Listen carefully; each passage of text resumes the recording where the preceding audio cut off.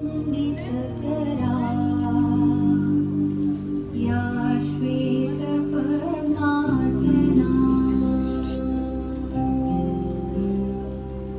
या ब्रह्माच्युतशङ्करप्रभृतिभिः देवैः सदा वन्दिता सा मां पातु Saraswati Bhagwati निःशेषजाड्यापहा।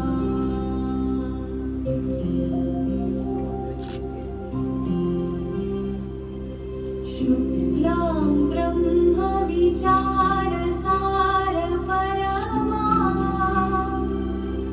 आद्यां जगद्व्यापिनीं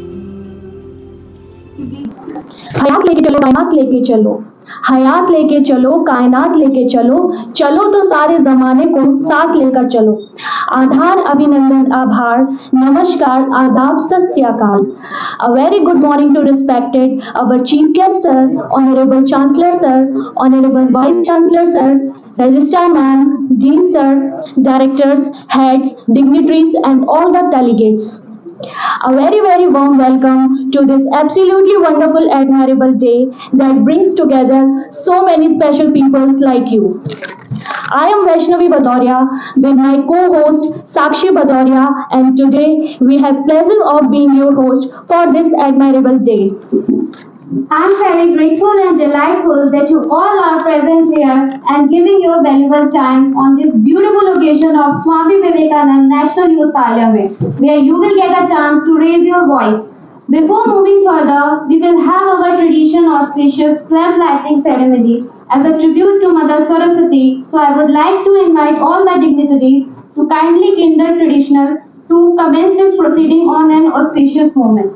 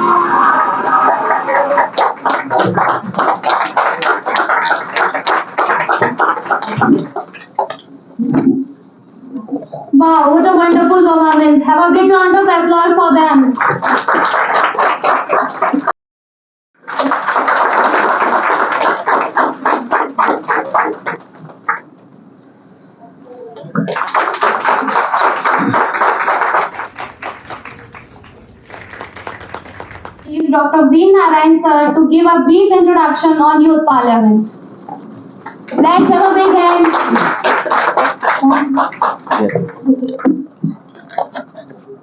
Thank you so much, Honorable Chief Guest, Honorable Chancellor Sir, Honorable Vice Chancellor Sir, respected Registrar Ma'am, Director Sirs, all heads, वे प्यारे बच्चों, सबसे पहले मैं बधाई देता हूं उन बच्चों को जिन्होंने विक्रांत विश्वविद्यालय को भारतीय ज्ञान परंपरा में ढालते हुए गणेश वंदना की प्रस्तुति दी। बड़ा अच्छा लगा, रोंगटे खड़े हो गए। प्यारे बच्चों, आपने देखा है Swami Vivekananda national youth parliament Vikrant विश्वविद्यालय में प्रतिवर्ष यूथ पार्लियामेंट किया जाता है। इसका मुख्य उद्देश्य, जो बच्चे कॉन्स्टिट्यूशन में पढ़ते हैं कि पार्लियामेंट क्या है, पार्लियामेंट 3 चीजों से मिलकर बना है, आपका लोकसभा, राज्यसभा और राष्ट्रपति। लेकिन उसकी प्रैक्टिकली क्या प्रक्रियाएं हैं, ये केवल किताब में पढ़ लेने से काम नहीं चलता है। विक्रांत विश्वविद्यालय का उद्देश्य आपका चहुमुखी विकास करना है, केवल किताबी ज्ञान तक ही उसको रोके रखना नहीं है। इसीलिए प्रतिवर्ष यूथ पार्लियामेंट किया जाता है कि आपको पता चले वास्तविक रूप से कैसी प्रक्रियाओं का पालन होता है जब कोई कानून देश में लाया जाता है, बनाया जाता है। ये 2 दिवसीय यूथ पार्लियामेंट, मुझे पक्का विश्वास है कि आपके जीवन के अभूतपूर्व उन क्षणों में से एक होगा जो आप हमेशा याद रखेंगे कि विक्रांत विश्वविद्यालय में एक ऐसा यूथ पार्लियामेंट हुआ जिसने हमें वास्तविक रूप से यह समझाया कि कानून देश में कैसे बनाए जाते हैं। आप सबको अलग अलग पोर्टफोलियो दिए गए हैं, मोस्टली जो पॉपुलर पोर्टफोलियो है सब दिए गए हैं, और आपको पता चलेगा कि वास्तविक रूप से कैसे किन प्रक्रियाओं का पालन किया जाता है। मैं कम शब्दों में, क्योंकि हमारे पास हमारे ऑनरेबल चीफ गेस्ट हैं, चांसलर सर हैं, उनको आप सुनेंगे, यही अपनी वाणी को विराम देता हूं। 2 दिन अपने जीवन के अभूतपूर्व बनाइए और हमेशा याद रखने वाले पल ये बने। आप सब सीखें, आगे बढ़ें, इसी विश्वास के साथ जय हिंद, जय भारत, जय Vikrant. Invite Honorable Vice Chancellor Sir to say some words on this admirable event.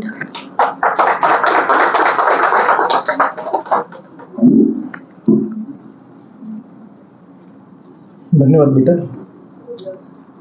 हम भी दरिया हैं, हम भी दरिया हैं, अपना हुनर जानते हैं। हम भी दरिया हैं, अपना हुनर जानते हैं, जहां भी चल पड़ेंगे रास्ता बन जाएगा। इन अपने शब्दों के साथ युवा शक्ति और ऊर्जा के प्रतीक स्वामी विवेकानंद जी को मैं नमन करता हूं।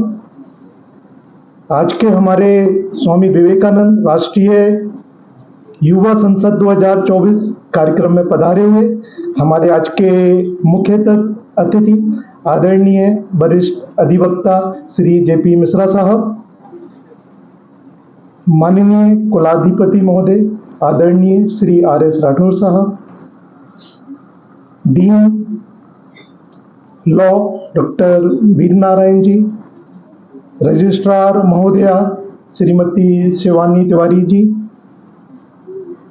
मेरे सभी शिक्षकगण, देश के भविष्य और मेरे युवा साथियों, आप सभी को आज के इस कार्यक्रम में बहुत बहुत शुभकामनाएं। और साथ ही मैं department of law school of legal studies को भी मैं बहुत बहुत शुभकामना बधाइयाँ देना चाहूँगा कि आज आपका जो आरंभ हुआ है, जो जितना उसमें सुंदरता और ऊर्जा परिपूर्ण थी, इससे समझ में आ रहा है कि इसका आगाज क्या होने वाला है। तो उसके लिए आपको बहुत बहुत शुभकामनाएं। मैं अपने युवा साथियों को बताना चाहूंगा कि ये कार्यक्रम केवल एक शैक्षणिक गतिविधि नहीं है, ये आपको आपके अंदर आपकी जो नेतृत्व क्षमता है, आपकी निर्णय क्षमता है और समाज के प्रति जो भी आपके उत्तरदायित्व हैं, उनको समझाने का भी एक तरीका है। जैसा कि वीर सर ने भी कहा कि जो संसदीय कार्य प्रणाली है उसके अंदर जब भी कोई नीति निर्धारण होता है, कितनी जटिल और महत्वपूर्ण प्रक्रिया है, उससे भी आपको कहीं ना कहीं अवगत कराना है। ये आपकी मतभेदों की प्रतियोगिता भी है, मनभेद नहीं, मतभेदों की प्रतियोगिता, जिसमें आप अपने अपने जो आपके मत हैं, जो आपके समाज राष्ट्र के लिए जो फलदायी है, उसको आप कैसे रिप्रेजेंट कर पाते हैं, कैसे उसके प्रति अपनी दृढ़ता और उसमें क्या क्या पीछे कंसेप्ट हो सकते हैं, इसको सामने रख पाते हैं और उसके सर्वसम्मति से हम उसको आगे पास करवा पाते हैं। तो बस मैं इतना ही कहना चाहूँगा कि आपके अंदर जो भी आपका ज्ञान है, आपकी प्रतिभा है, आपकी ऊर्जा है, उसको राष्ट्र भक्ति, राष्ट्र प्रेम में लगाएं और आने वाले, जैसा कि हम सबका सपना है 2047 में हम भारत देश को विश्व गुरु की तरह देखना चाहते हैं, तो उसमें आपकी भूमिका बहुत अहम होने वाली है। तो इन्हीं शुभकामनाओं के साथ एक बार फिर पूरे विभाग को और हमारे सभी प्रतिभागियों को बहुत बहुत शुभकामनाएं। धन्यवाद। इस सभागार में आज युवा संसद आहूत किया गया है। नाम दिया गया स्वामी विवेकानंद, जो अपने आप में ही युवा नेतृत्व और सर्वांगीण विकसित व्यक्तित्व के पर्यायवाची है। मुझे बड़ा गर्व हो रहा है इस अवसर पर हमारे यहाँ मुख्य अतिथि के रूप में एक ऐसे शख्सियत विराजमान है जिनके बारे में कुछ भी कहना अभी बहुत छोटा हो जाएगा। एक बहुत ही अति प्रतिष्ठित विधिक परिवार से ताल्लुक रखने वाले और अति प्रतिष्ठित अधिवक्ता के रूप में श्री जेपी मिश्रा साहब हमारे समक्ष हैं। हम आपका विक्रांत परिवार की ओर से अभिनंदन करते हैं। हमारे बीच में युवा वक्तागण भी हैं जो कि प्रैक्टिशनर लॉयर हैं, जो आपको कई चीज़ों से अवगत कराएंगे। आप सभी का भी, आप दोनों का अभिनंदन करता हूँ। विश्वविद्यालय के वरिष्ठ अधिकारीगण, शिक्षकगण और सबसे अंत में इस अखंड भारत की रक्षा करने का संकल्प लिए हमारे युवा सांसद हो, आपके भविष्य के नेतृत्व करने वाले युवा हो, आप सभी का अभिनंदन करता हूँ इस अवसर पर। दोस्तों, हमारा दुनिया का सबसे बड़ा लोकतंत्र है और लोकतांत्रिक प्रणाली क्या होती है, कैसे सत्ता का विकेंद्रीकरण होता है, कैसे नीति निर्णायन किया जाता है, इसका सबका एक प्रहसन संसद के अंदर होता है, जो आप आज प्रहसन के रूप में करने वाले हैं। संसद की अपनी मर्यादाएं क्या होती हैं, अपने उत्तरदायित्व क्या होते हैं, राजनीतिक सुधार क्या होते हैं। एक दो असमान विचारधारा के दल भी एक मंच पर आकर के अपनी अपनी बात बड़ी प्रभावशाली तरीके से कह करके राजनीतिक सुधारों, नीति निर्माण करने के लिए और देश को सुरक्षित रखने के लिए कूटनीतिक प्रयास क्या होना चाहिए, इन पर भी विचारण होता है। समग्र व्यक्तित्व के लिए अंतिम पंक्ति में बैठा हुआ जो भारतीय है, उसके लिए भी यह संसद उसके कल्याण के लिए उत्तरदायी होती है। आपके अंदर वो स्फूर्ति आए, वो विचारण क्षमता आए और आज के परिप्रेक्ष्य में जो हमारा पवित्र संविधान है, जिसकी आप रक्षा करने का संकल्प भी लिए, आज के परिप्रेक्ष्य में क्या आवश्यकताएं हैं, बदलते हुए सामाजिक, पारिवारिक और आर्थिक परिवेश में गहन विचार विमर्श होगा। मुझे पूरा विश्वास है कि गत संसद में जो हमने मॉक ड्रिल किया था, हमारे यूथ ने बहुत प्रभावी तरीके से अपनी अपनी भूमिकाएं निभाई थी और आज पुनः दुगनी ऊर्जा के साथ मुझे दिख रहा है, क्योंकि पिछले 15 दिन से मुझे बताया जा रहा है डीन साहब के द्वारा, सर यूथ पार्लियामेंट में आप रहेंगे कि नहीं। मुझे तो रहना ही था, क्योंकि मैं तो ये युवाओं को सांसद बनते हुए देखना चाह रहा हूँ, कल का अखंड भारत का नेतृत्व करते हुए देखना चाह रहा हूँ। तो मुझे तो रहना ही था। मैं आज के इस अवसर की बड़े दिनों से प्रतीक्षा कर रहा था। आज आप सबकी उस ऊर्जा को, उस चिंतनशीलता का समक्ष में बैठ करके मुझे एक जानकारी मिलेगी, मुझे ये पता लगेगा कि हमारे कल के नौजवान कैसा सोचते हैं, कैसी बहस कर लेते हैं, कैसे अपनी बात को कहने का तरीका है। ये सब देखने के लिए मैं अति उत्साहित और उत्सुक हूँ। और ज़्यादा न बोलते हुए मैं माननीय आज मुख्य अतिथि हमारे विशाल जेपी मिश्रा साहब, उनको सुनने के लिए हम बेताब हैं कि आपके पास एक सुदीर्घ अनुभव है और संविधान के रक्षक के रूप में आपके पास अनुभव है। तो संविधान क्या है, इसकी कैसे बहस मुबाहिसा होता है और संसदीय प्रणाली क्या होती है, उसके मर्मज्ञ हैं आप। कुछ न कुछ प्रकाश डालेंगे हमारे इन बच्चों को, ताकि ये कल के कर्णधार बन सकें। धन्यवाद। जय हिंद, जय Bharat. Our honorable chief guest JP Mishra sir to say few words on this event. Please welcome sir.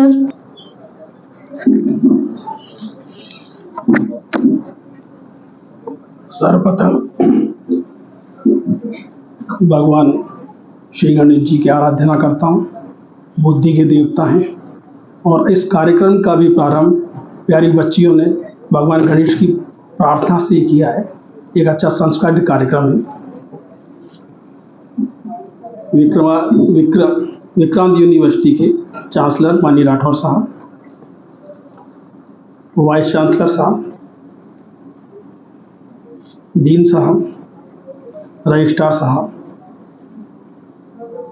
संचालक महोदय, हमारे अभिभाषक संघ के सम्मानित सदस्यगण, छात्रों से इतना ही कहना चाहूँगा, तुम ही भविष्य हो मेरे भारत महान के, इस देश को रखना बच्चों संभाल के। इस विद्यालय में मेरी भतीजी शिवांगी शर्मा भी कार्य करती है और उन्हीं ने मुझसे संपर्क किया था, तो मैं आपकी सेवा में हाजिर हूँ। सवाल ये कि पार्लियामेंट, केवल सिर्फ पार्लियामेंट समझना, पार्लियामेंट कैसे बनती है, पार्लियामेंट में कैसे कार्य होते हैं, पार्लियामेंट में अधिनियम या कैसे इनेक्टमेंट होता है, इन तैयारियों के साथ में संसद, भाषा का अच्छा इस्तेमाल होना चाहिए। भाषा पे कमांड करने के लिए देखिए दो चीज़ें देखने में आ रही हैं। पार्लियामेंट को अध्यक्ष चलाता है और न्यायालय को जज चलाते हैं। दोनों मिलती जुलती प्रक्रिया है, अलग अंतर नहीं है। अपने को अध्यक्ष को अपनी बात रखनी है पार्लियामेंट में, विधानसभा में रखनी है, नगर पालिकाओं में रखनी है, नगर पंचायतों में रखनी है और पंचायतों में रखनी है। अगर इस प्रक्रिया से परिचय, सदन पार्लियामेंट ही नहीं, सदन पंचायत से चालू होता है। अच्छे जनप्रतिनिधि पंचायत से लेकर पार्लियामेंट तक जाएंगे, तभी देश में सुधार के आसार है। मैं आज पार्लियामेंट व्यवस्था में सुधार की बहुत आवश्यकता है।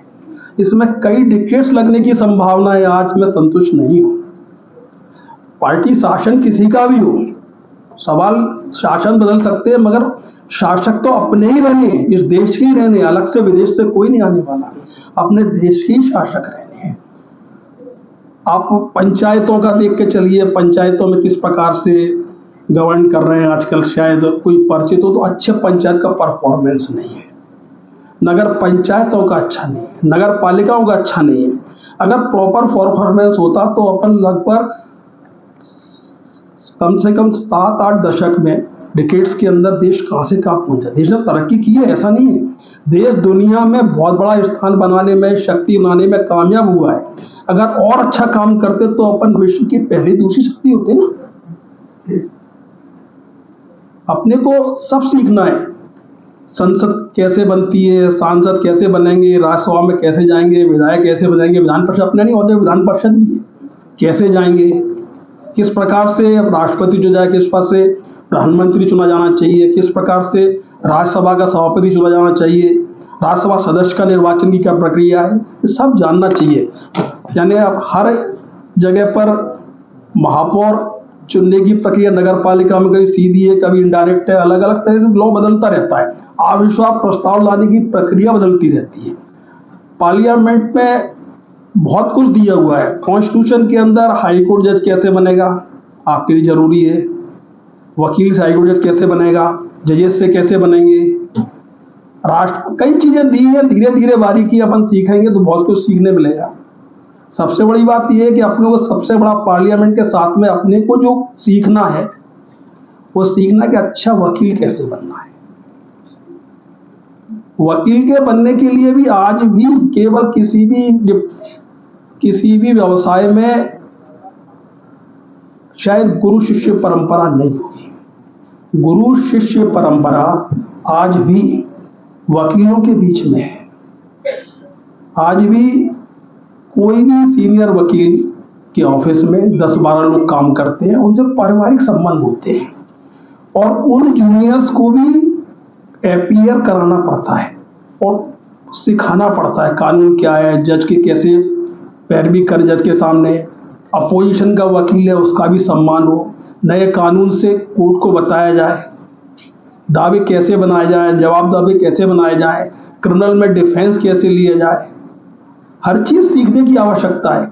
और गुरु अगर होता है तो उस ज्ञान को अपन कुछ सालों में अर्जित कर सकते हैं, बिना गुरु के संभव नहीं है। इस विद्यालय से LLB की डिग्री मिल सकती है, LLM की डिग्री और डॉक्टरेट बन सकते हैं। सब व्यवस्थाएं यहाँ पर बहुत अच्छी, स्टूडेंट्स की संख्या मुझे मालूम पड़ा, बहुत अच्छा स्थान कम समय में इस विद्यालय ने बनाया है। मगर अपन वकील बनने के लिए किसी न किसी गुरु की आवश्यकता पड़ेगी। या आपको डिग्री अच्छी से तो वकील नहीं बना पाएगा। वकील बनाने के लिए संस्था जो आज जैसे प्रयोग कर रहे हैं पार्लियामेंट का, ये पार्लियामेंट केवल संसद नहीं है, पार्लियामेंट पंचायत से चालू सदन का एक चलाने का तरीका सीखना है अपने को।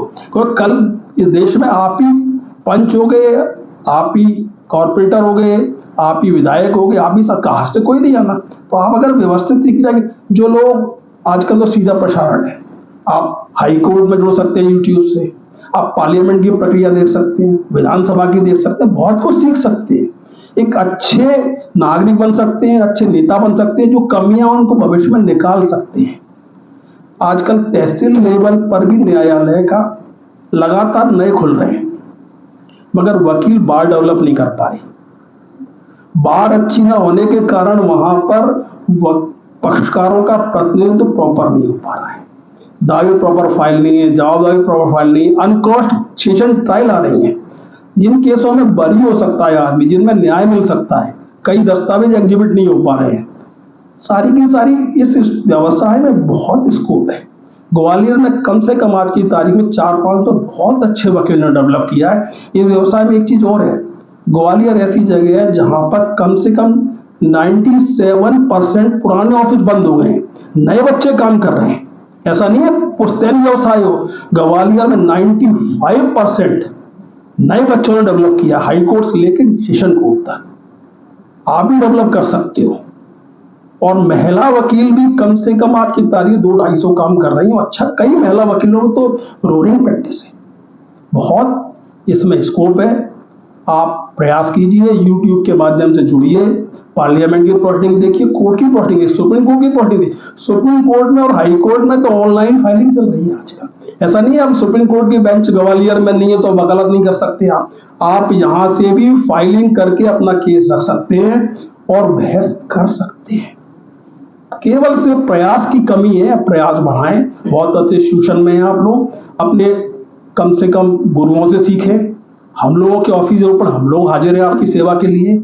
अच्छे देश की रचना करें, जो कमियां उनको दूर करें। और पार्लियामेंट प्लॉटिंग देखने के बाद में अगर अच्छा कोई विधायक सांसद अच्छा काम नहीं कर रहा तो उसकी आलोचना भी करना चाहिए, और जो अच्छा काम कर रहे हैं उसको अपने को तारीफ भी करना चाहिए। दोनों चीजें करना चाहिए, उससे देश सुधरेगा और अपन शायद अपना देश, अपन लोग सब जागरूक होंगे तो और आगे बढ़ेगा। धन्यवाद। जय हिंद, जय भारत। कि कैसे हम लोग यहाँ पे लूप होल हाईलाइट करने वाले हैं। काफी लोगों ने आपको बताया कि कैसे हम लोग प्रॉब्लम्स को हाईलाइट करेंगे, पर मैं आपसे एक बात कहना चाहूंगा कि थ्रू आउट द कमिटी जब आप किसी प्रॉब्लम को हाईलाइट कर रहे हैं तो उसके साथ आपके पास वो सोल्यूशन भी होना चाहिए उस प्रॉब्लम को सॉल्व करता हुआ हमारे सामने रखे। ज्यादा समय ना खर्च करते हुए सीधे हम लोग प्रोसीडिंग्स पे आते हैं। सबसे पहले मैं अपना इंट्रोडक्शन देना चाहूंगा। मेरा नाम अजय चौहान है, मैं कक्षा 12वीं का छात्र हूँ। और इसी के साथ मैं इस एमयूएन सर्किट में 2 साल से काम कर रहा हूँ। इसी के साथ मैं यहाँ इस सर्किट के लगभग सारे एमयूएन्स कर चुका हूँ। इसी के साथ लगभग सारे एमयूएन्स को चेयर कर चुका हूँ। तो मुझे लगता है कि इस समय पे मैं आपको डायरेक्ट आरओपीज की तरफ लेके जाऊं। तो उससे पहले मैं आपको बताना चाहूंगा कि जैसे मैं पहली बार अपनी कमेटी में बैठा था तो कपिल सर ही मेरी कमेटी को चेयर कर रहे थे, एंड आज उनके साथ इस कमेटी को आगे लेकर जाना बहुत सौभाग्य की बात है मेरे लिए। और इसी के साथ तो चलिए तो आरओपीज की तरफ बढ़ते हैं। आपको सबको पता है कि हमारा जो ये इवेंट है लोकसभा का, नेशनल यूथ पार्लियामेंट का, ये हमारा 2 दिन का होने वाला है। तो इसका एक आपको मैं फॉलो थ्रू दे देता हूँ कि किस वे में हम लोग आगे बढ़ने वाले हैं, क्या क्या आपकी स्टार्टिंग रहेगी, कैसे आपको रिप्रेजेंटेशन करनी है और क्या क्या होने वाला है। सबसे पहले आप लोग यहाँ पे आ चुके हैं। इसके बाद आपका सबसे पहले होगा यहाँ पे रोल कॉल। कहीं पे भी कक्षा वगैरह किसी भी क्लास में जाते हो सबसे पहले आपको ये पता करना होता है कि कितने लोग उस सदन में बैठे हुए हैं, कितने लोग उस सदन में बोलने वाले हैं। तो उसके लिए हमें अटेंडेंस लेनी पड़ती है जिसको कहते हैं रोल कॉल। उसमें आप अपनी पार्टी का मोटो, आप अपनी पार्टी का जय हिंद, जय भारत, जो भी आपको कहना हो उससे आप हमें बता सकते हैं कि आप यहाँ पे उपस्थित हैं, आप यहाँ पे अपनी उपस्थिति देना चाहते हैं। इसी के साथ रोल कॉल होते ही हम आपसे डायरेक्ट लेके चलेंगे आपको ओपनिंग स्टेटमेंट की तरफ। जैसे हम सबको पता है कि हमारा टॉपिक यूनिफॉर्म सिविल कोड है, तो यूसीसी को आगे ले जाने से पहले हमें सबको ये पता करना होगा कि सदन में जितने भी एमपीज हमारे सामने प्रस्तुत हैं उन एमपीज की क्या उस पर ओपिनियन है यूसीसी पे। मान लीजिए मेरा पोर्टफोलियो राहुल गांधी है एंड मैं यूसीसी का समर्थन नहीं करता हूँ, वह मेरे विचारों में यूसीसी इस देश में लागू नहीं होना चाहिए। अब मैं अपनी ओपनिंग स्टेटमेंट में बताऊंगा कि सर यूसीसी इसलिए लागू नहीं होना चाहिए, इसमें ये लूप होल्स हैं, पर जैसे मैंने स्टार्टिंग में बताया लूप होल्स के साथ आपके पास सॉल्यूशंस भी उस चीज के होने चाहिए, क्योंकि यहाँ पे हम लोग प्रॉब्लम्स को टैकल करने के लिए यहाँ पे उपस्थित हुए हैं। तो मैं चाहूंगा कि आप सब लोग अपनी प्रॉब्लम्स के साथ सॉल्यूशंस को भी लेकर आए। सॉरी, तो हमारी ओपनिंग स्टेटमेंट के साथ ही हम लोग फिर आगे बढ़ेंगे। आगे चल के आपका होगा एक अनमॉडरेटेड सेशन। इसका भी एक पर्टिकुलर वर्बैटम होता है, कमेटी को पार्लियामेंट्री सेशन से ले जाकर अनमॉडरेटेड सेशन में ले जाना। उसका वर्बैटम हम आपको उसी टाइम पे बता देंगे। उसी के साथ फिर जब आप अपना अनमॉडरेटेड सेशन में जाएंगे उसके बाद फिर आप अनमॉडरेटेड सेशन में ये डिस्कस करेंगे कि आने वाले समय में जो आप मॉडरेटेड सेशन में यानी 0 आवर में करने वाले हैं वो आपका टॉपिक क्या होने वाला है। 0 आवर कुछ नहीं होता, 0 आवर में बस आप यह बताते हैं कि ऐसा कौन सी प्रॉब्लम, मान लीजिए अभी हमारे साथ यूसीसी, हमारे देश का एक प्रॉब्लम है कि हमें यूसीसी को लेकर आना है, लागू करना है। बीजेपी वाले कहते हैं कि हम इसको लागू करना है देश में। इस देश में डायरेक्टिव प्रिंसिपल्स में इस बात को मेंशन कर रखा है कि यूसीसी को लागू करना चाहिए, तो बीजेपी इस बात का समर्थन कर रही है। लेकिन इसी के साथ देश में ऐसी कई प्रॉब्लम्स हैं जो उस समय हमें टैकल करनी चाहिए। तो अगर हम लोग लोकसभा में बैठे हैं तो हमें एक साथ दो, कहते हैं ना कि एक तीर से 2 निशाने वाली बात, उसी तरीके से एमपी अगर यहाँ पे आया है तो यूसीसी के साथ वो दूसरी प्रॉब्लम को भी टैकल कर सके, इसलिए होता है 0 आवर। अगर हम लोग ग्रीन बुक जो लोकसभा जिस रूलिंग्स एंड प्रोसीडिंग्स पे चलती है उसके हिसाब से बात करें तो ग्रीन बुक में ये बात साफ साफ बताई गई है। 11वीं कक्षा की जो पॉलिटिकल साइंस की किताब है उसमें भी यह बात बताई गई है कि 0 आवर हमारा जो 12 बज जाते हैं दोपहर के before the lunch of parliamentary sessions, उसमें हम लोग यह बात बताते हैं कि 0 आवर उस समय ही स्टार्ट करा जाता है। ऐसे हम लोग अभी एक कॉलेज की कमेटी में बैठे हुए हैं, यहाँ पे अगर हम लोग 12 बजे का वेट करेंगे तो वो समय मेरे को नहीं लगता इतना समर्थन देगा हमें। तो इसलिए 0 आवर का कोई ऐसा पर्टिकुलर टाइम नहीं है। 0 आवर का आपको मान लीजिए आप एक डिस्कशन कर लेते हैं अनमॉडरेटेड सेशन में कि हम लोग 1 नेशन 1 इलेक्शन के ऊपर विचार करने वाले हैं, विमर्श करने वाले, डिबेट डेलिब्रेशन करने वाले हैं। तो आप आने वाले समय में आज ओपनिंग स्टेटमेंट आपकी हो जाती है, कल आप अपने 0 आवर पे स्पीचेस बनाकर आते हैं, अपने ओपिनियंस देना चाहते हैं एक पर्टिकुलर टॉपिक पे। 0 आवर आपका हो जाता है।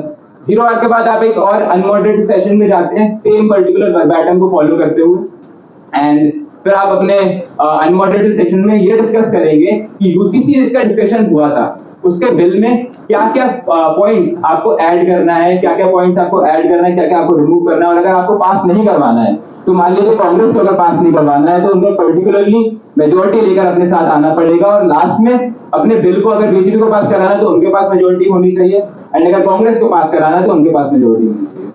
तो मुझे लगता है कि फ्लो ऑफ इवेंट आपको समझ में आ गया हो। इसी के साथ आपके सबके पास एक प्लेकार्ड है। अगर आपको रूल्स एंड प्रोसीडिंग्स सब कुछ समझ में आ गया है, मतलब rules and proceedings as in जो हम लोग फ्लो लेकर चलने वाले हैं कमेटी का, तो आप अपने प्लेकार्ड एक बार रेज कर दीजिए।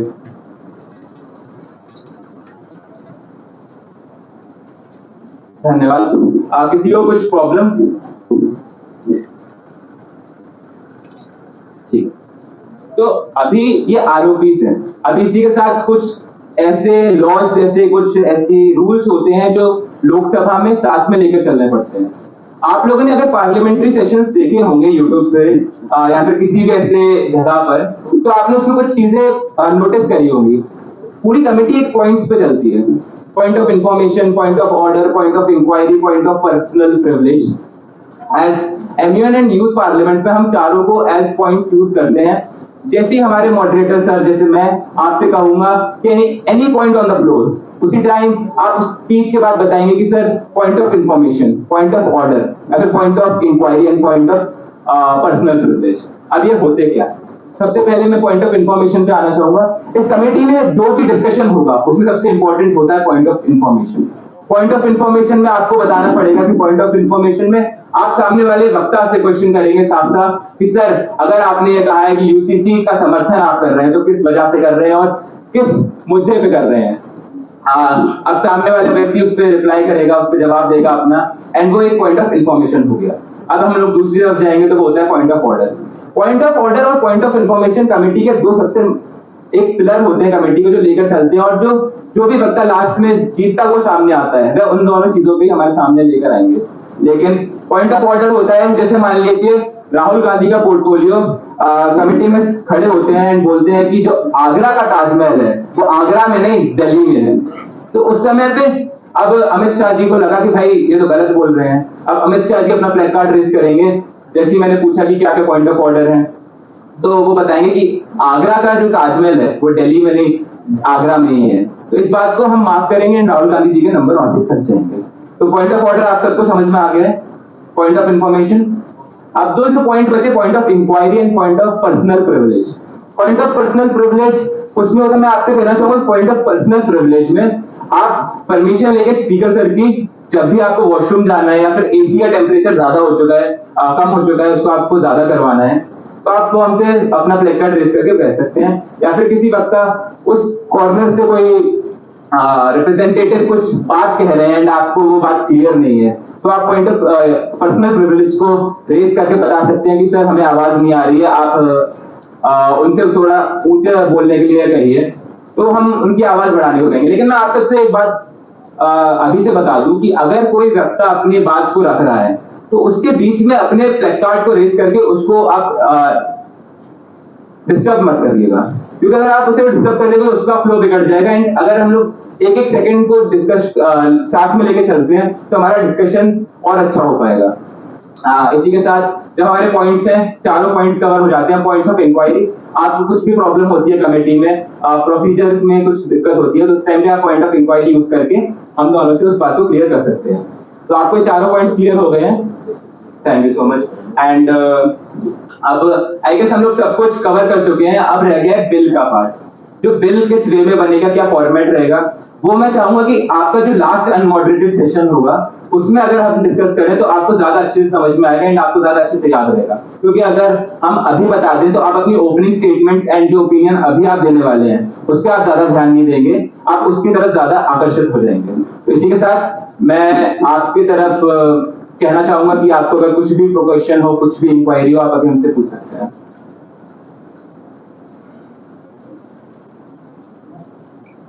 जी sir.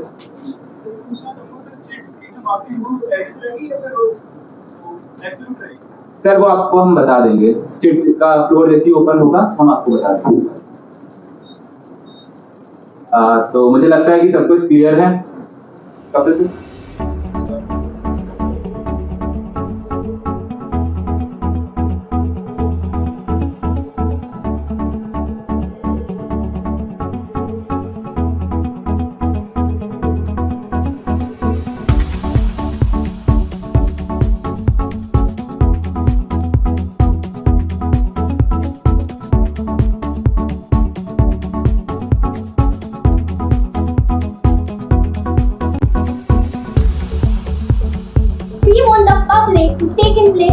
conferences. We want community to be consulted. We want stakeholders to have voice. And we want a proper debate on the actual draft. After these factors only, I see a conclusion on the basis of this. Thank you. Good. Yes sir, yes sir. माननीय अध्यक्ष महोदय, आपकी अनुमति से 2 शब्द में भी अपने अखंड भारत के सांसदों को बोलना चाहता हूँ। आपका पहला आगाज ऐसा लग रहा है कि बहुत कुछ करने वाला है, और आज का जो सबसे ज्वलंत विषय है उस पर चर्चा होगी इस सदन में। और विषय क्या है? भारत में समान नागरिक संहिता ये लागू होना चाहिए या नहीं, इस पर बहुत जोरदार और गर्मदार जो है बहस होने वाली है। इससे पहले से ही पता लग गया, माननीय कानून मंत्री जी ने अपनी बात कही, विपक्ष की तरफ से ओवैसी साहब ने अपनी बात और शशि थरूर साहब ने अपनी बात बड़ी प्रखरता से और बहुत बुद्धिमत्ता से कही। मैं इस सदन में कंक्लूजन जो भी होगा वो प्लीज आपसे निवेदन करूंगा कि मुझे आप अवगत करा दीजिएगा। तब तक मैं आपसे क्षमा चाहता हूँ। रिकॉर्डिंग मैं जरूर देखूंगा। धन्यवाद।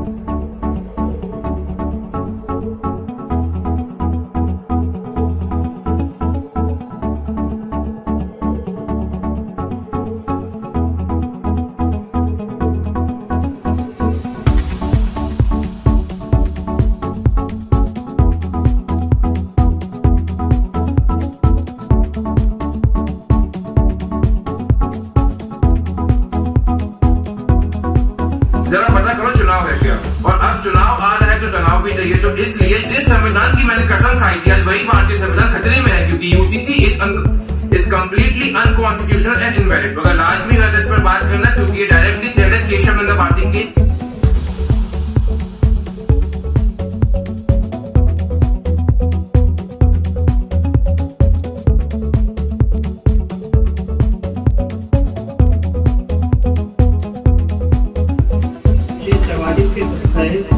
संविधान के लिए दृष्टिकोण है, और ये सभी नागरिकों के लिए समानता और न्याय की भावना को सूची रूप देता है।